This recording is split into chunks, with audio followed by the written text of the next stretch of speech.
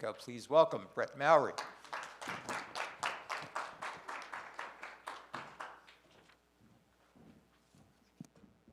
Thanks, Steve, and hello. It's great to be here. I'm starting up my timer because I know Steve has me on a timer, and moving this up, I may not have reduced my slides as much as possible, but I was talking to someone last night, and they asked me kind of why I was here, and it was, I think I gave a bad answer, but like what I wanted to get out of it, but it's really to kind of have this conversation or start this conversation. So I'll probably go through this pretty quickly, but it's kind of an idea that I had been mulling on. I've started to talk about it and kind of getting some good response. So the topic is democratizing intelligence. So it's really, I think of what, I've been listening this morning. It's been great because everything, I like the, if you know improv, there's like the yes and so everything I'm hearing people is like yes, that, and and how do we kind of do more? And so we're all kind of in the, and when Steve talked about centers of excellence, like this here, I think is, a center of excellence. So I think it'll be a good conversation. See if I'm moving this, there we go.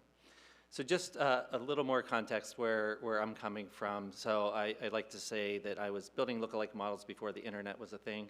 So I've been around a while, kind of looking and seeing big data and everything kind of come around and start to take over a little bit more.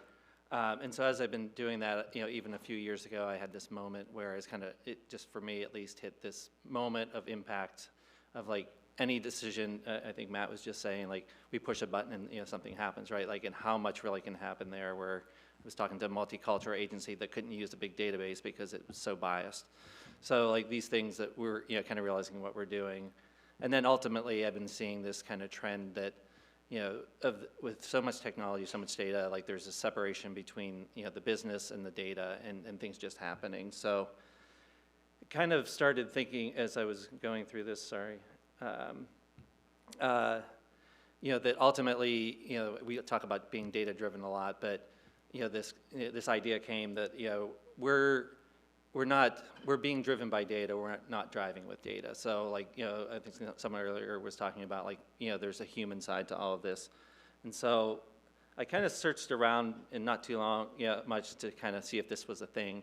And I found this, these kind of couple stats kind of interesting, where we have about over 80% of CEOs looking to have these quote unquote data driven organizations, but only 33% of, kind of frontline workers per se are actually comfortable with questioning a KPI or a metric, which to me means that kind of frightens me a little bit, because we have all these people making decisions off of KPIs that they either don't understand or don't know how to do. And so I think even to the point of this being a center of excellence here, I think a lot of folks here will understand these a little bit more. But if we have this kind of this break between these two groups, what does that kind of mean, and how do we start to solve that? So I started toying around with the idea of this democratized intelligence, and I'll do the kind of typical thing here where take a couple definitions and show you what I'm thinking. And again, this is a little bit of me. Like, I'd love over the next day or two with you all just to kind of hear some of your thoughts on this. But democratization, I think we all live in a democracy here, being from the U.S., that is the action of making something accessible to everyone. If you look at intelligence, it's the ability to acquire and apply knowledge. So so democratizing intelligence is enabling the ability for everyone to acquire and apply knowledge. And as I think of this, you sometimes can replace knowledge with data in this statement. And so like acquiring data is pretty easy these days, but applying it is harder. So and extending it beyond these centers of excellences into kind of a broader group, the business decision makers, et cetera.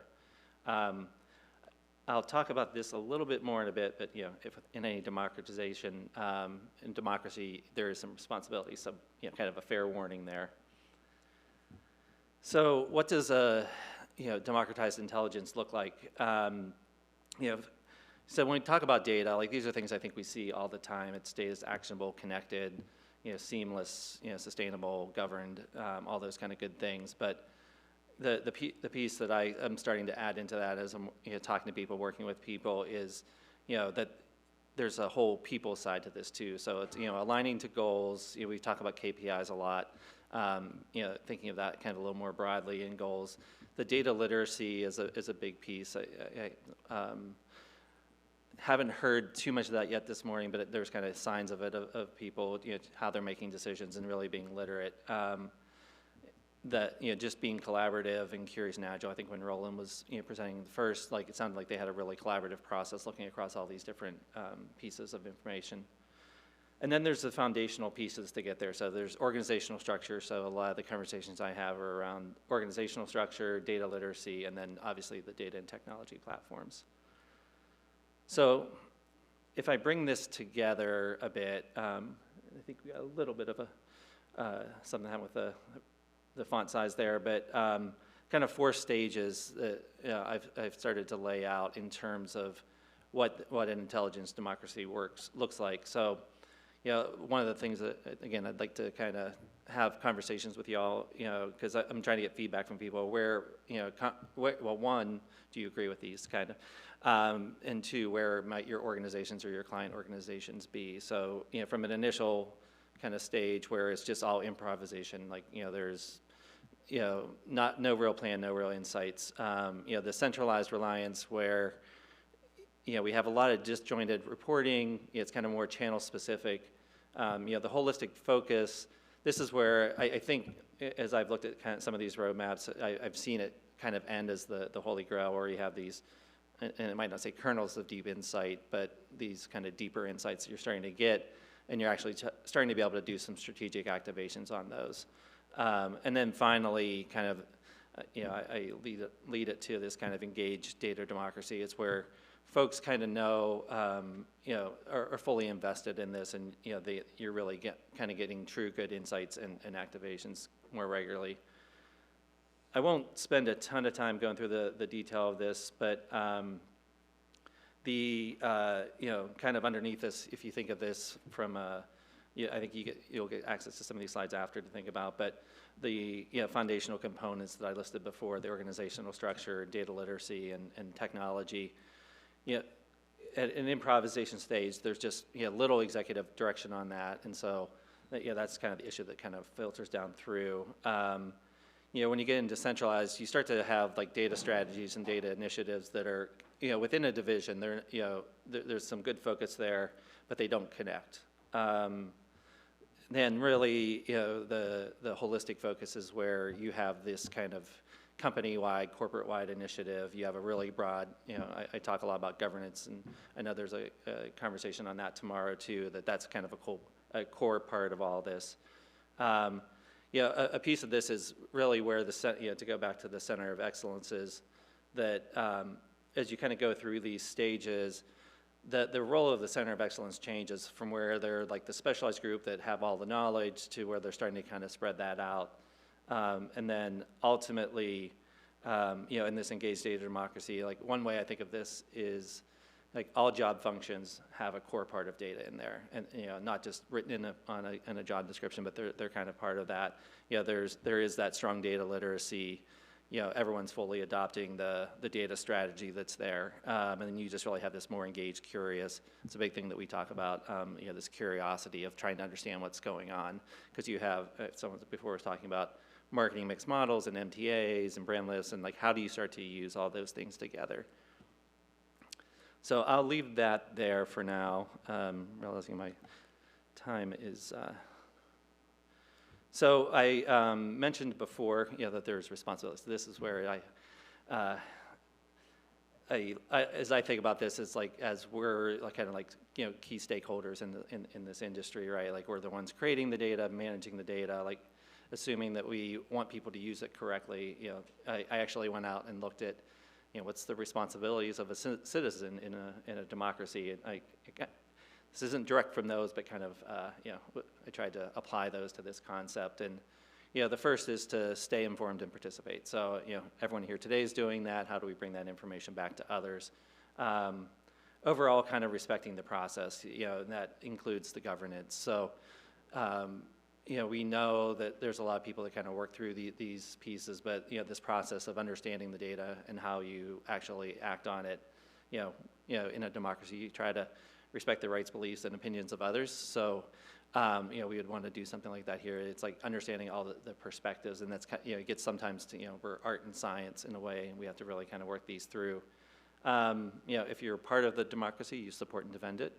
If you believe in it, and then kind of final key piece that I think this one I added outside of a normal citizen was the idea to own your role. So in a past job I had at an agency, like we had this great team where you had the analytic team and you had the media investment team, and like if you were sitting with a client, they wouldn't know who was in what because they knew each other's job that the content that well. But when they went back to their desk, they had different roles. One was doing some data analysis, the other one was doing some media buying, and just that kind of general concept of no matter what we're doing back at our desk day to day, like we're owning that with this kind of a concept. So there's obviously a lot of reasons why this is not happening. I won't go through all these. I think we know them, but just I'd like to hear more of these as we talk through the next couple of days too. So sometimes it's coming from the business side, and I've come from a history where the business owners we think of the analytics people in the back room, and it's been nice to see even we've had some folks today that are the media planners and media buyers that are they're data people now, right? Like, and then how does that get even further from there? Just the need for training is big. We're all stressed. There's a lot going on. So I know that this is, conversation is intentionally probably provocative and aspirational, but, just kind of, again, bringing it forward in the context of everything else that we're talking about. So with that kind of background, just to, as I mentioned before, I don't know that I've seen an organization that would be this engaged data democracy yet. I think there's some folks that I've talked to and I've worked with that are kind of aiming towards it, and there's definitely interest. But wanted to kind of put out a few thoughts on how I've seen even some of the basics that you can start in this and where to focus. So there we go. So this was a good example of a client in a furniture and appliance retailer that really kind of essentially looked, someone just before this was talking about audience, led, and so a real purposeful approach to that where, across the whole marketing process from informing to defining, planning to activation, like roles defined super, well, understanding the data process is really well, working that over time, and that really gave a really good flow from that initial insight in the audiences through to the activation, which actually drove about a 20% increase in sales, doubled kind of store traffic, a lot of good things there.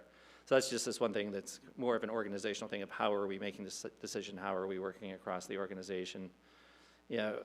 Separate, another retailer, we've talked a lot about marketing mix models, and they're slow in terms of the time to get them, stuff like that. But really knowing like what your learning questions are and where you're going to start to answer those. And this becomes even to the education and training of data literacy of others so that they understand when they're looking at something what they're looking at, so that they can kind of ask the right questions, make the right decisions. Apologies. This is another process slide of how, in this case, another retailer kind of set up their decision-making process. So just really illustrative of all these different components of the organization where you have data, right? So whether research, data science, ad ops, media buyers, all kind of doing different things, different parts of their role, and bringing that together. In this case, there's like a central kind of more analytic focused person, team, pulling that information together into the right form, and then working collaboratively with the integrated planning and media investments folks, with the kind of data and analytics folks, kind of serving that source of truth. This is an illustration. The previous slide was the process. This is a little bit of how it came to life in a technology company with a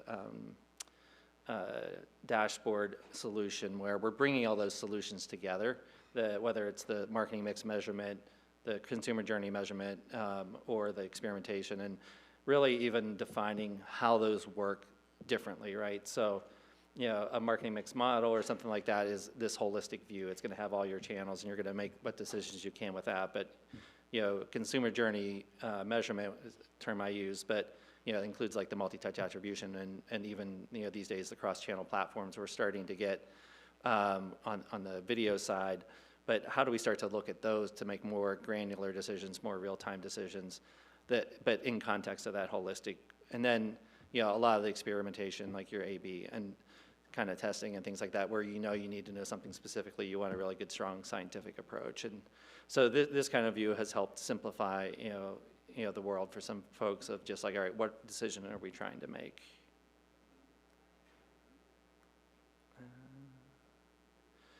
So I've kind of given this presentation, and versions of this conversation a number of times. Knowing that I was coming to programmatic here today, I thought, try to put forward a few thoughts on how this applies to the, this programmatic world. So the first is simplification. So, even for me, like I have done a lot of analytics, been in the agency space a while. I can never keep up with the acronyms and everything. So, how do we speak in a little bit more of a kind of common language to the business owners and help them understand what we're trying to do? I know that's all, again, aspirational, and it's what we attempt to do, but that's kind of a good example. Just aligning with the business users, like KPIs and things like that, just continuing to kind of push forward there. How do we storytell and visualize? How do we provide more training, both to the folks that are hands-on keyboards, but also to the end users and things like that. And then, kind of the data governance is one piece. The ethics is something that there was a part of my career where I spent a lot of time talking about responsible AI and things like that, and really what's going on there. So that ethics part of this is kind of really interesting. If you haven't, I won't go too much into that, but that's knowing how we're creating, or what sort of larger global impact we're creating is important. I think I'm going to be okay on time. So the final piece that this is just a few questions I wanted to leave us with, and again, my goal here has been to kind of put this out for discussion. I'm looking forward to hopefully talking to a number of you over the next day or so, kind of getting your thoughts and feedbacks. Kind of first, I showed the roadmap, right? Like where in that roadmap do you feel you are, your clients are, things like that. What are some of the roadblocks that you're seeing? Have there been attempts? And then even kind of discussing what are some of the simple first steps that you can take. And then talking kind of about like where a roadmap could go. Do you have one? Those kind of things. So like for me, like I said, I like to do these kind of conversations where it's trying to bring out a different point of view, see how people react. Is this something we need to kind of work more on? So that's what I had. So thanks for your time. Thank you so much.